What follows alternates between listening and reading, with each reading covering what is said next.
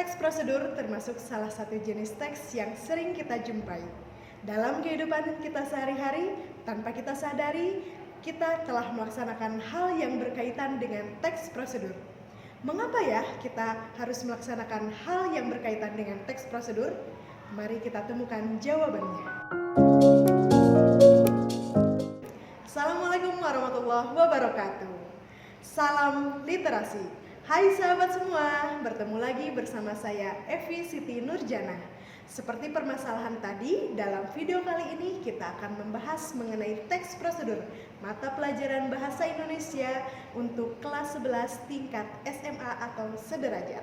Nah sahabat, sebelum kita belajar mengenai teks prosedur, ada 3 hal penting dalam teks prosedur. Pertama, pengertian teks prosedur. Kedua, struktur teks prosedur. Dan ketiga, kaidah kebahasaan teks prosedur. Sahabat sudah siap untuk belajar? Mari kita belajar bersama.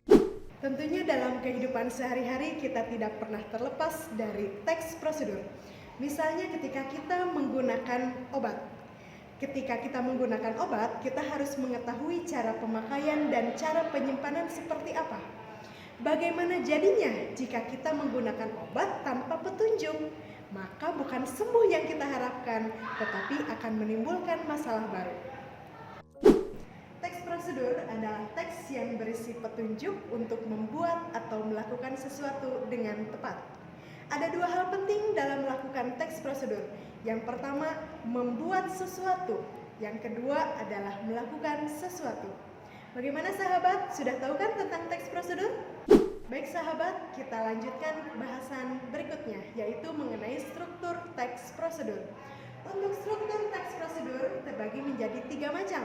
Yang pertama adalah tujuan, yang kedua langkah-langkah, dan yang ketiga adalah penegasan ulang atau penutup.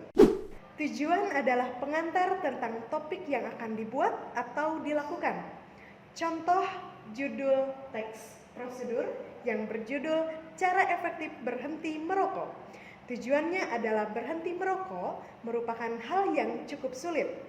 Meskipun sudah ditulis kerugian dari merokok di kemasannya, rokok tetap diminati. Lalu bagaimana cara berhenti merokok? Langkah-langkah adalah rincian petunjuk untuk membuat atau melakukan sesuatu secara berurutan. Berikut cara efektif dalam berhenti merokok. Yang pertama, berkonsultasi kepada dokter.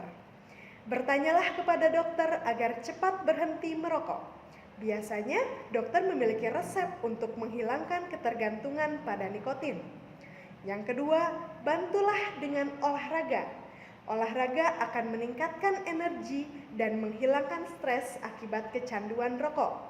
Dan yang ketiga, berhenti secara bertahap. Jika biasanya sehari menghabiskan 1 bungkus, maka usahakan sehari mengonsumsi 6 buah, kemudian 3 buah, dan seterusnya hingga benar-benar lepas dari rokok.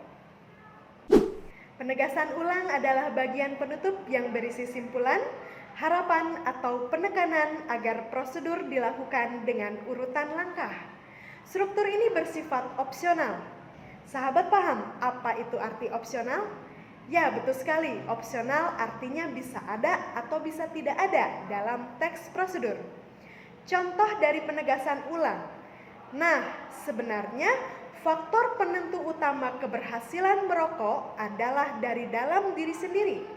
Tekad yang kuat dan kesadaran akan bahaya rokok harus dipahami untuk dapat lepas secara total dari kecanduan rokok. Sahabat semua, dalam melakukan atau membuat teks prosedur, kita pun harus memperhatikan kebahasaan.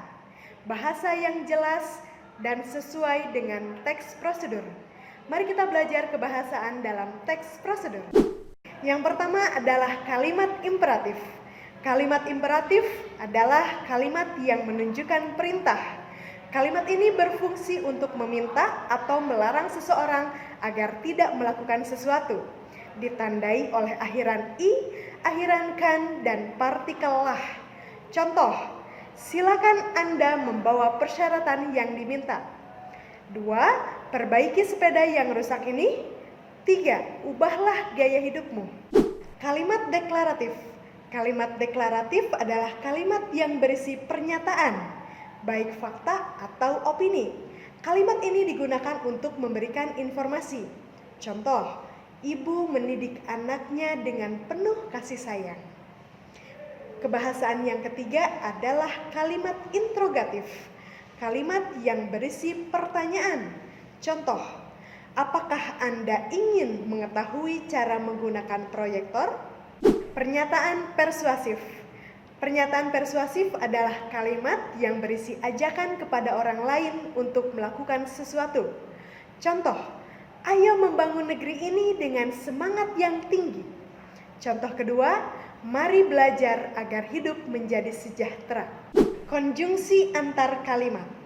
Kata penghubung yang bermakna penambahan. Contoh, lalu, kemudian, setelah itu, berikutnya, selanjutnya, selain itu, dan lain sebagainya. Kata teknis adalah kata yang berisi istilah berkaitan dengan topik yang dibahas. Contoh katanya adalah kualifikasi, kandidat, skala, dan lain sebagainya. Verba material adalah kata kerja yang menunjukkan adanya tindakan fisik yang bisa dilihat secara nyata. Contoh, melihat, menulis, dan membaca. Verba tingkah laku adalah kata kerja yang menunjukkan adanya tindakan yang dilakukan dengan ungkapan. Contoh, memahami dan meyakini. Bagaimana sahabat, pahamkah tentang teks prosedur?